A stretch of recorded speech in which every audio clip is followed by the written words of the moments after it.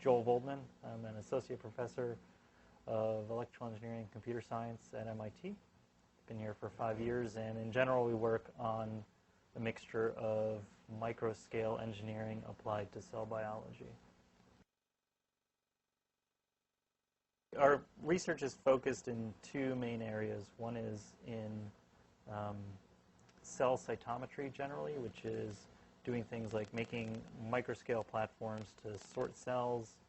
A lot of it is based upon being able to sort after microscopy, so being able to image and then isolate different cells, or being able to make prescribed arrays of cells in terms of cell type A along with cell type B exposed to stimulus C, those types of functionalities. And then the other half of the lab is focused on micro-technologies for stem cell biology.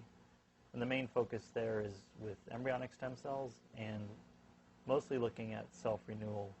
And we do a few different things. We do some microfluidic culture where we use perfusion of the liquid to try to get better control over the diffusible signaling. And we do patterning of colonies to be able to control colony-colony interactions. And then we do patterning of cells. And that's where the bioflip chip comes in, which is a way of essentially transporting single cells and putting them into defined configurations.